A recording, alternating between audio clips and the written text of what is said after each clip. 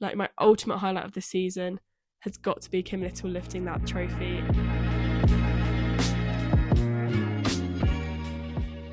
Welcome back to the Arsenal Humans podcast with me, Luce. I hope you're all good.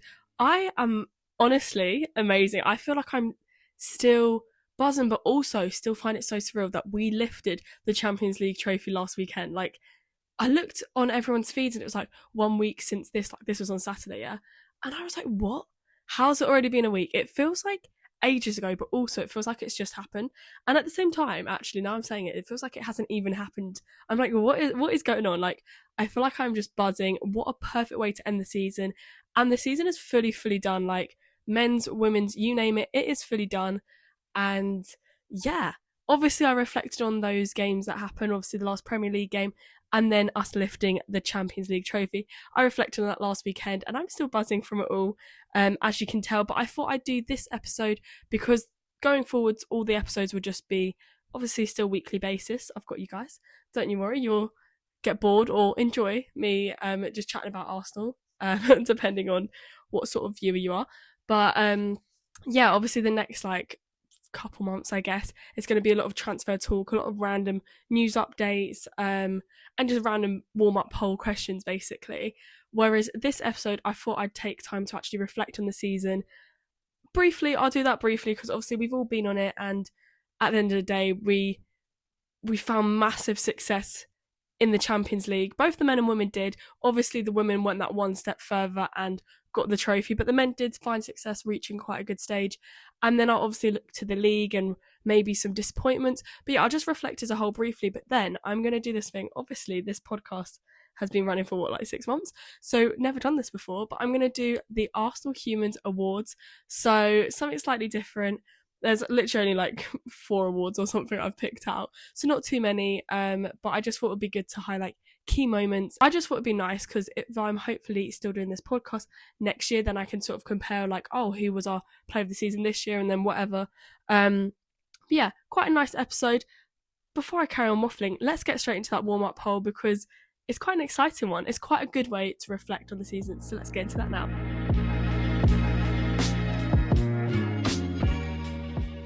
Okay, so we've had so many games. So many minutes of football have been played.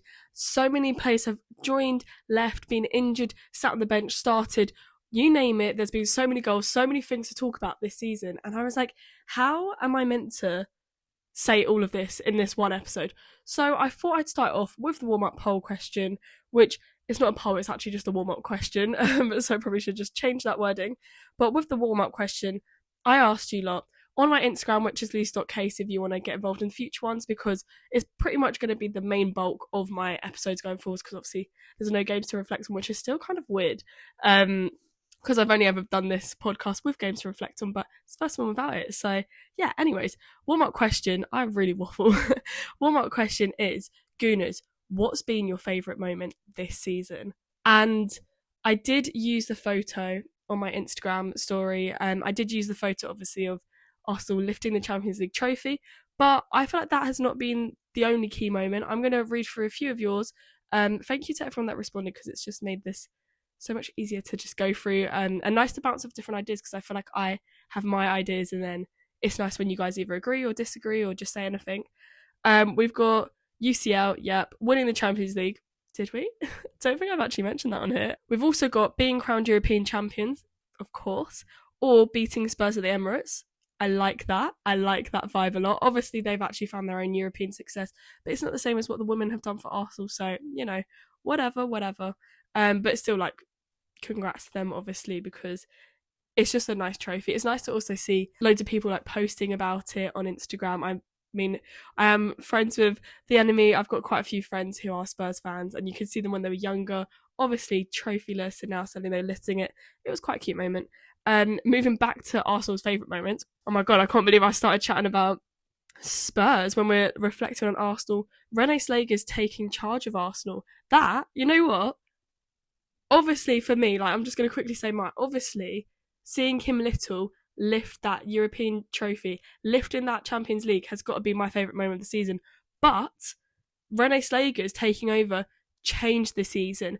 I don't think Kim Little would have lifted that trophy if Renee Slagers wasn't in charge and took over when she did. And I feel like that's something that is kind of crazy that happened in this season, because it feels like it was so long ago. I will get into that when I reflect on the season. But yeah, definitely I'm very much here for this comment about Renee Slagers taking charge. One I found kind of funny, I wanted to just mention, Katie McCabe starting her own chant at the trophy lift. This is a good comment because, I mean, there were moments when this was at the trophy lift at the parade that we had, which was such a good atmosphere. About 10,000 people stood outside the Emirates. Really good fun. Like, honestly, I loved it. I went straight from work as well, so I was just running on pure adrenaline whilst I was there. And there were moments where I was like, right, Katie, give the mic to someone else. But she was quite drunk, to put it lightly.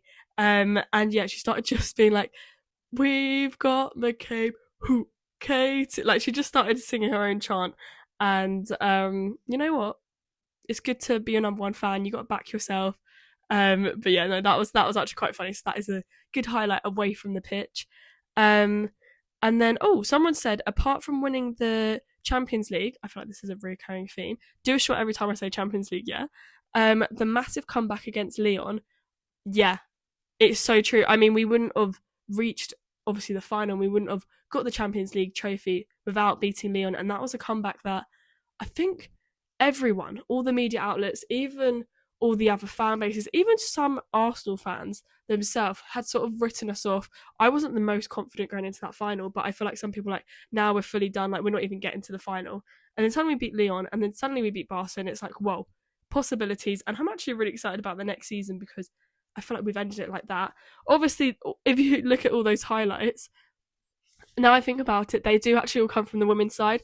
So obviously, off the top of my head, if I'm going to link any highlights, which kind of links to my awards later on, so I don't want to go into too much detail. I mean, obviously, Declan Rice's free kicks has to have a mention, because for me, I was sat in Barcelona in the pub watching it with all these Barcelona fans who obviously don't like Real Madrid, who we were facing, who we beat to get through to the semi-finals of the Champions League. And Rice just suddenly, out of nowhere, like, I feel like we always knew. I mean, I'm saying we always knew. I didn't expect it, but like now he did. Like now he's done it. Now he scored those free kicks. I'm like, oh yeah, like you could tell he had that in him. But I don't think anyone knew in that moment. So I think not only for the shock factor, but the success it brought. Honestly, unreal. I feel like there's favorite moment. Oh, there's actually so many. Like I feel like there's been quite a few good moments both on and off the pitch. So if I didn't read out yours, then comment down below this post, whether you're watching on YouTube or listening on Spotify. Like, just tell me what it is, and yeah, I'll get back to you on that one, because I feel like there has been a lot of highlights for me, though. I have to say, like, my ultimate highlight of the season has got to be Kim Little lifting that trophy, and I don't think anything else will really top that. So next season's got a lot to live up to, is all I'm gonna say.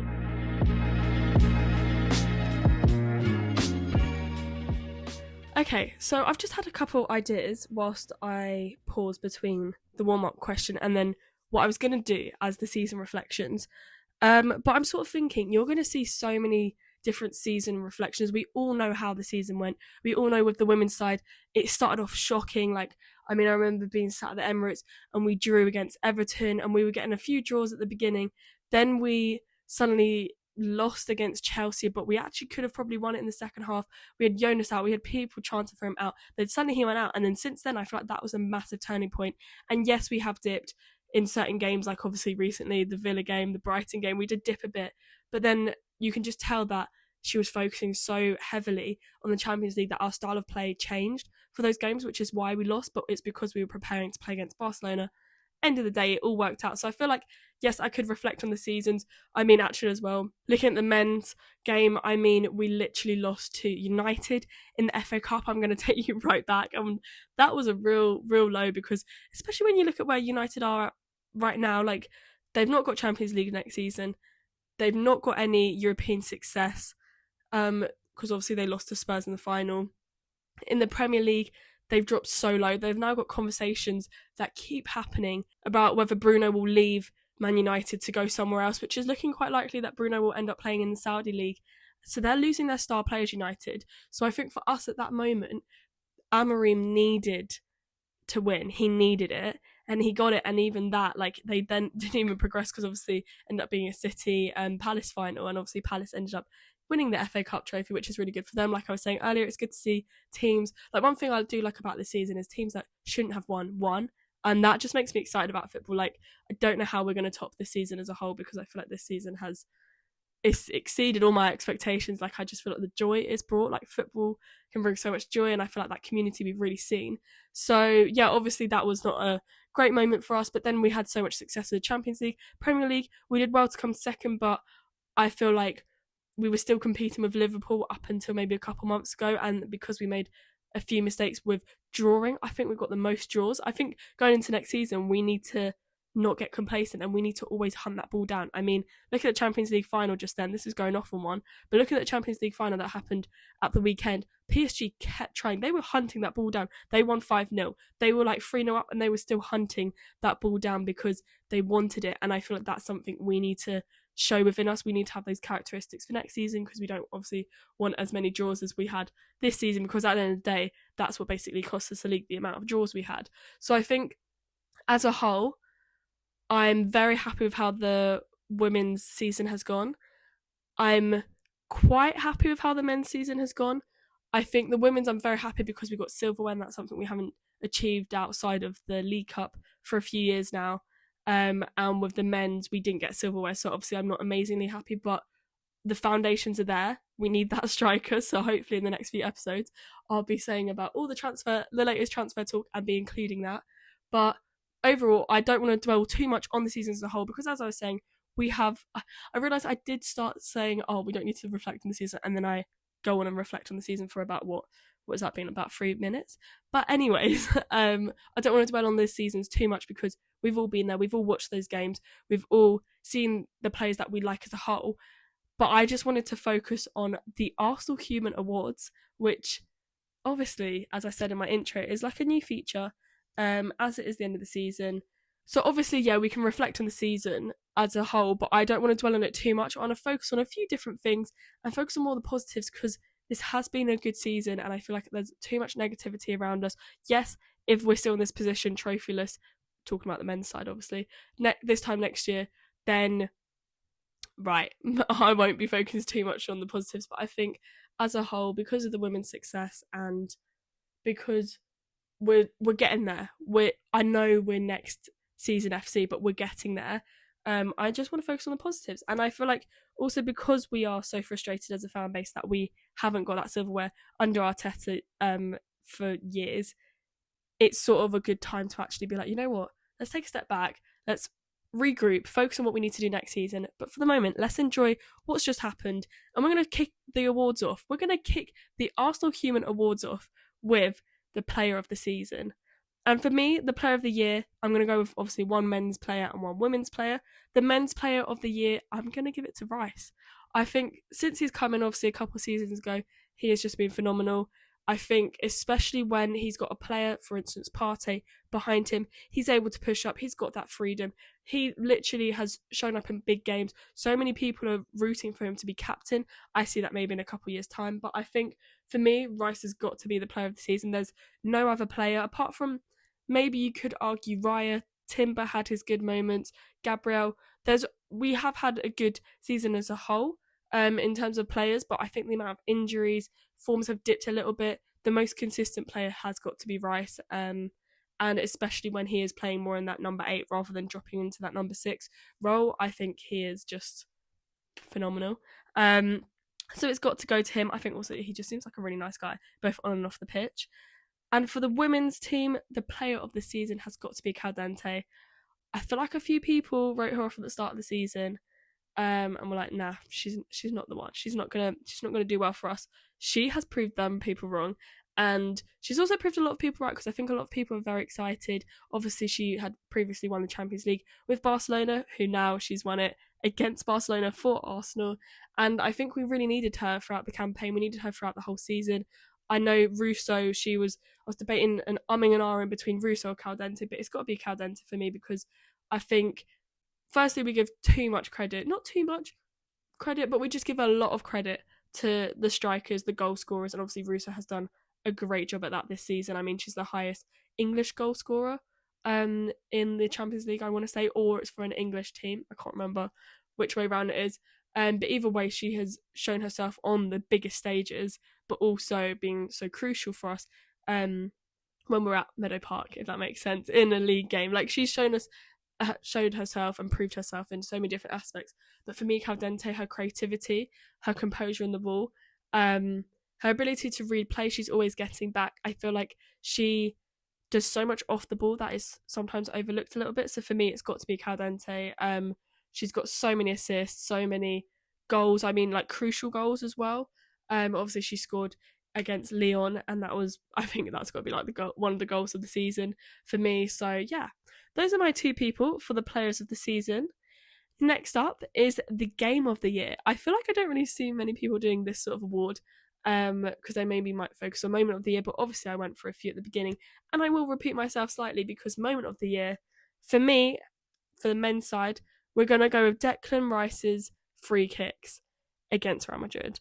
That, for me, that game, obviously I briefly touched upon it earlier about how I was sat in the pub with all these Barca fans, everyone, just the atmosphere for me personally, cheering on, but the game itself, I mean, forget about the first maybe 30-40 minutes, we had maybe one chance in the first half, just before half time, and then we came out the block second half, and I don't know what Arteta said in that changing room, but I think that's the best football Arsenal have played as a whole in that one game, and it really showed the way we were able to dominate against Real Madrid, who are kings of the Champions League. They are historic for winning it in the recent years, and for us to go there and compete and be able to beat them. Yes, our campaign run stopped the next round, but it's the fact that we were able to progress past them, and it made me really excited to be an Arsenal fan. I was actually just shocked the whole time, I felt like. So for me, that has got to be the game of the year for Arteta's side. Focusing on Slager's side, obviously it's got to be us lifting the Champions League trophy. It's got to be that final that we witnessed last week. That has got to be the game of the year. I think so many people, as I said earlier, underestimated Arsenal going into it, and for us to prove them all wrong, phenomenal. I'm so proud of the girls, and yeah, it makes me just really proud to be an Arsenal fan. I'm really happy that at 10 years old, over a decade ago, I was like, yeah, let's be an Arsenal fan. It's really paid off. I mean, there's been ups and downs the last few years. Even this season, I was like, right, we're not even winning the League Cup. We're not going to win the FA Cup. The WSL's written off as well. I was like, guys, we've only got the biggest competition out of all of them to win, and we only went and did it. So, such a good game. Also, on a personal note, such a good game to watch with my friends in the pub. So, loved that one. Moving on to our third award of the Arsenal Humans Award for the 24-25 season is the Best Fit. And for me, I feel like this award is slightly different. Moving away from the football itself, I'm giving it to just one player. I feel like you see a lot of the outfits that they wear to training on social media for all the reels. And the one that stood out to me was Leah Williamson's jacket, which was created by Antonia Bronze, and the attention to detail is crazy. I mean, if you go look at her on Instagram, honestly, her work is phenomenal. She's done it for so many top athletes. But it was just so nice how it was so personal to Leah Williamson. Not only did it look really, really cool, very aesthetically pleasing, very cool jacket, very cool vibe, creates that aura, which I feel like Leah Williamson definitely has in football anyways, whether it's for England or Arsenal. But the jacket, the attention to detail I mentioned earlier, comes from when the badge is inspired by a kit that she saw that Leah wore when she was younger, which is from quite a famous photo of her, and just the little embroidery of it, and just the number, the written word Gooner, because obviously she is a Gooner herself. I just think there's a lot of detail in it, and honestly, I love it. I feel like it's so nice when there's the merge of fashion with football, and it's done by someone who is a fan of the club as well. She is an Arsenal fan, Antonia Bronze. So yeah, very cool gal. And she was also on Sky Sports recently, really random, but I saw it and she was promoting her work over there, and it is so cool. She is so talented. So for me, had to be the Best Fit of the year, worn by Leah Williamson.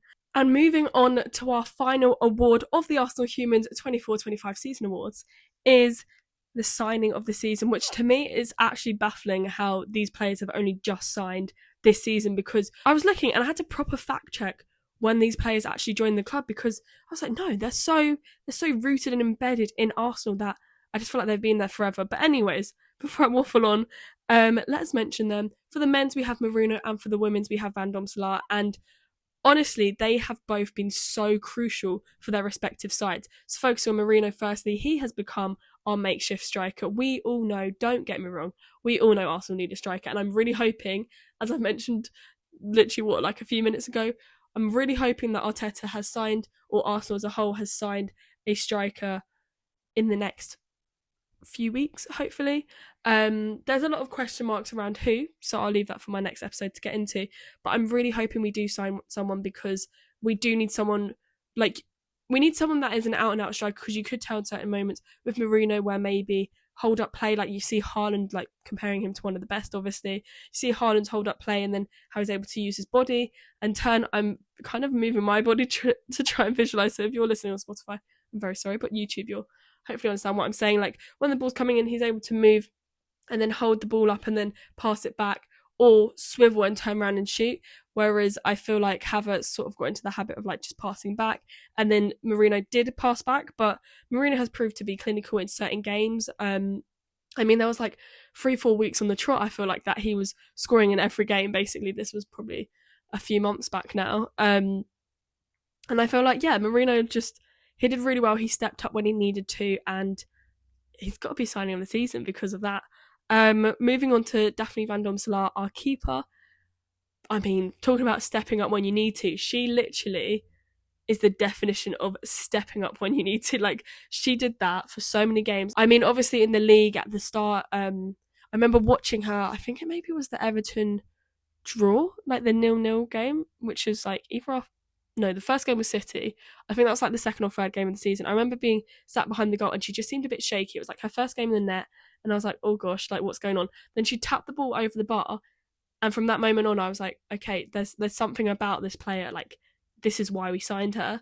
And I think with Zinsberger slowly being questioned in the net, because of Van Domselaar, she kind of brought this calmness to Gunners and this calmness to Arsenal as a whole, where I think if we didn't have her in the Champions League, we wouldn't have got to where we were, because she made those clinical saves. And we did see Zinsberger throughout the season make kind of silly mistakes, whether that's not tracking back in the goal, communication, or just punching it away when she definitely could have caught it. Just things like that. Whereas I feel like Daphne Van Domselaar just slotted in the team at the perfect time, and yeah, definitely thanks to her we lifted that Champions League trophy. So I do feel like these signings are here to stay. I mean, I don't know where Mourinho would actually fit into the squad, because when he obviously joined the team, his preferred position is as a midfielder, and for me, Rice is such a strong midfielder. We're looking to get a few players potentially to replace like Partey, or if Partey plays as well, I don't know. So I feel like it would basically be having to replace Ødegaard, the captain, or Rice, who basically is like a vice captain at this point.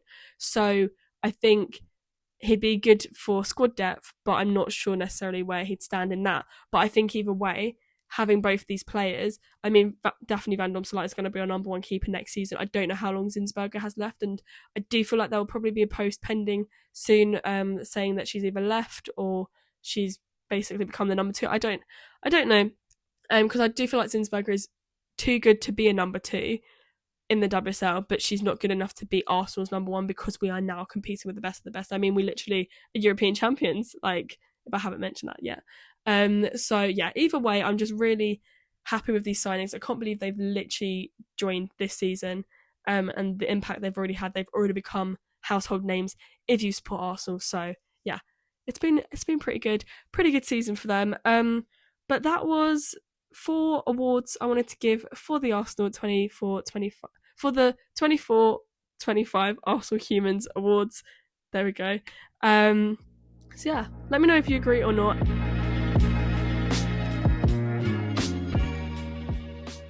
Okay, perfect. That is the end of this episode. I hope you enjoyed it. Obviously, it was quite a brief look back at the whole season, but I hope you enjoyed the little fun awards, just to add something a little bit different to it. From next week onwards, something that I've mentioned throughout this whole episode is that I'll be looking at all the transfers. So the players that are coming to Arsenal, but sadly leaving Arsenal as well. I've got a few in my head already that I think are pretty much out the door already, but we'll have to get confirmation because everything is up in the air. And to be honest, when it comes to transfers, I like to talk about them when they're actually gone or when they've actually joined, rather than, oh, this player might, or this amount of money has been offered, or let's talk about it when it actually happens, because that's what makes it exciting. Because then you can start thinking, okay, how's this team going to mould either without them, or how's the team going to mould around this one player, and like, will they fit into the squad? So that's what I'm going to be reflecting on, and obviously just any Arsenal news in general I'll be looking ahead to. Obviously I'll do a warm-up polls, so at the end of the week or at the very start of the week, make sure you're basically checking my Instagram story, loose.case, over on Instagram, just to get involved with the polls. But yeah, that was the end of this episode. So yeah, I guess that is all from me. If you're watching on YouTube, please subscribe and give me a thumbs up if you did enjoy my content. And obviously comment down any of your reflections from the season as a whole. And same for Spotify, but this time it'll be a follow or a 5-star review. Anyways, that is enough from me. I hope you enjoyed this episode, and I'll see you at the start of next week where we get into all these transfers, because the transfer window is now open and I feel like it's exciting for us Gooners. Hopefully a striker, please, Arteta, please.